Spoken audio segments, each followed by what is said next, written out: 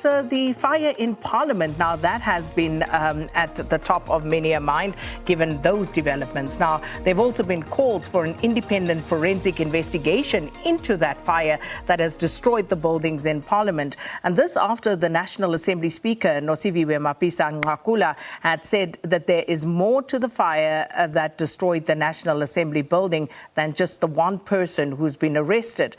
49-year-old man appeared in court yesterday, and for more on the damage and perhaps what it will take to restore the damaged infrastructure, we're going to cross live now to Parliament, to the precinct, where our reporter Lulama Matya is standing by with the architect of the new Assembly building that burned down.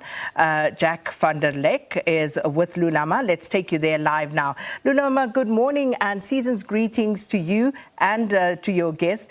Please take it away and give us a sense of what it's going to take to restore this building. Same to you, Sakina, and good morning. I'm standing, yes, with the architect who designed the National Assembly that has burnt down. The chairperson of the NCOP, Amos Masondo, earlier in the week, Sakina, when he described the National Assembly, he said that it's a house that has passed over 2,000 transformative legislative pieces. So it's one of the crucial houses of Parliament. But to talk to us more about that, I'm going to talk to the architect of this building, Mr. van der Lecq. Seeing the National Assembly like this, how do you feel? My first response was one of unbelief, and I feel absolutely devastated. I mean, to have even... This has never come up in one's mind to think that you could see this building going up in flames only 33 years after it was handed over to the end user, the Department of Public Works.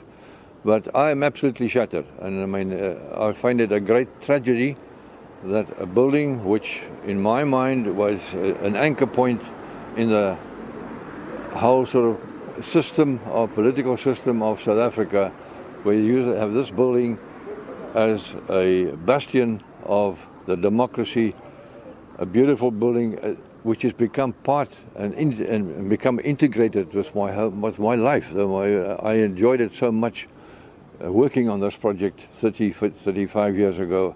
It is part of my fabric, you know, and I know every little detail of the building and the processes we went through, the wonderful negotiations we had with the department, with the end user, the people who were to occupy the space, and that relationship that was built up to create something which would be a win-win situation, not only for us as architects, but also for the user and for the country as a whole.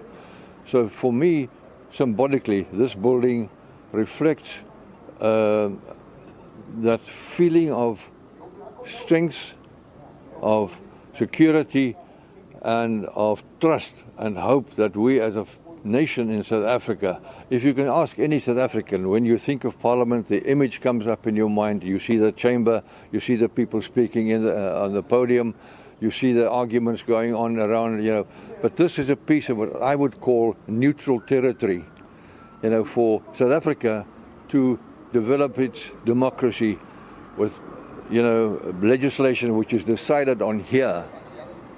And so therefore it's a very important focal point in the whole being of South Africa and the country and for every individual. So I'm very sad that that this has happened. I'm absolutely devastated. What was the brief given to you when you were designing this building?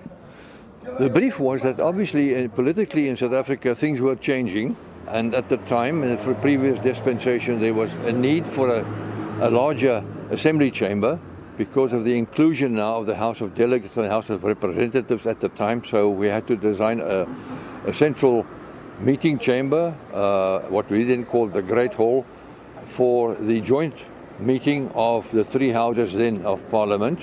So the old legislation couldn't accommodate all the members of parliament in one chamber. So a new chamber was required. And on top of that, there was a great need for committee rooms.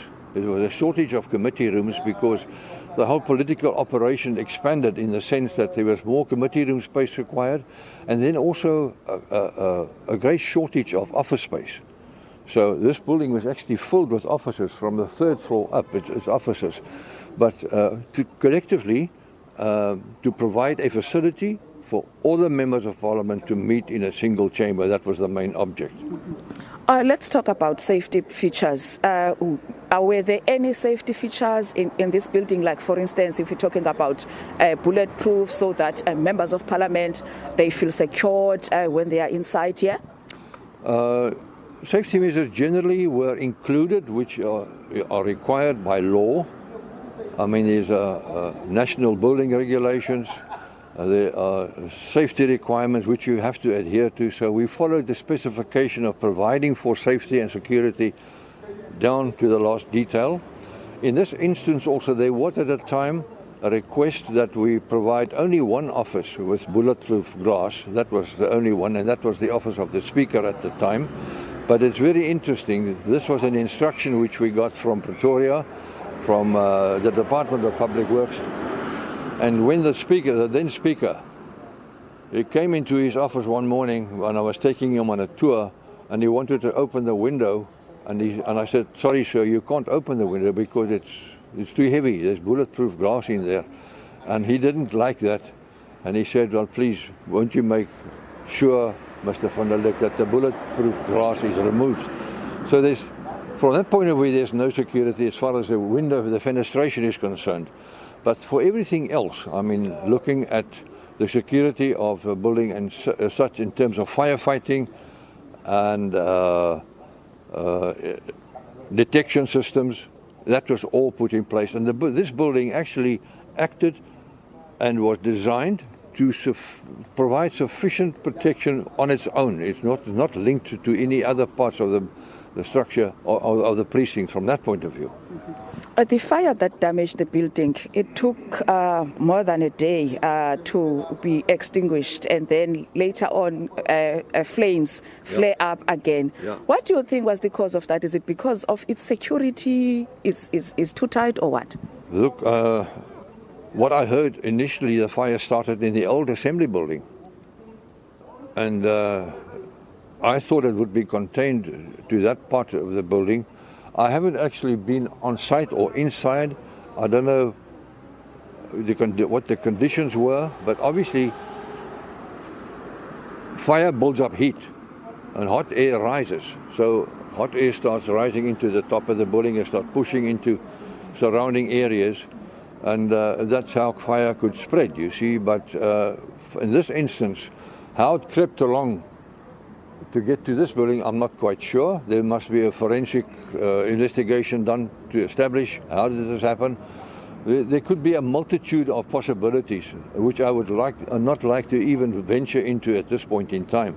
As far as we are concerned, this building was designed as an envelope on its own, intact, and able to look after its own problems. It's got its own independent air conditioning system, generating capacity for electricity and all that sort of stuff. So I really, we have to wait for the forensic report. This building was built from 1993 until 1985, but the former Speaker, Dr. Frini Ginwala, also contacted you as an architect to extend it. Talk to us about that. Yes, initially this building was constructed between 1984 and 1988. We had to have it ready for the opening of Parliament on the 5th of February 1988. That was our deadline, our schedule. But at that time, in the previous dispensation, at the tricameral thinking, there was room required for 308 members of Parliament, which were the three houses. And then, with the coming of the democracy in 1994, the joint number of members, which went from the whole of South Africa, rose to 400. So we had room for 308 members in the chamber. But now, after the elections and the democracy coming into place, the Speaker then, Dr. Ginwala, called me in and said, look, we've got this problem. I need to now seat 400 members. We've only got room for 308. What are we going to do about this? So, in essence, we took out all the benches from the assembly chamber, and there are steps in the floor of the assembly chamber which give you a certain distance between the seats. We changed all of that to give them an extra row of seats. And then also you will notice the first 3 rows of seats are still the traditional 2-seat benches, but the benches at the back were joined together to provide more space. So we redid the whole floor of the assembly hall and changed the seating layout so that we accommodate 400 members. Thank you very much for your time, Mr. Lecq. That's a great pleasure. Nice talking to you. Yes, Sakina, that was Mr. Jack van der Lecq, an architect who designed this structure, and he knows it very well when he talks about it. And he's saying that when they designed this structure, they made it sure, they make it a point that there's enough security that it can stand on its own. With that, back to you at the studio.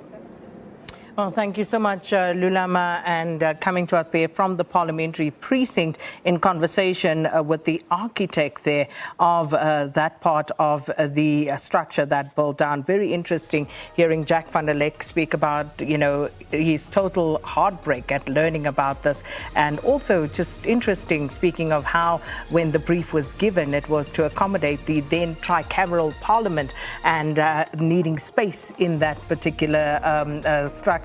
So it's going to be interesting to see how all of this develops. It is, of course, a lot of what people are concentrating on the social media platforms as well. And we'll be bringing you updates in the news as and when we get them.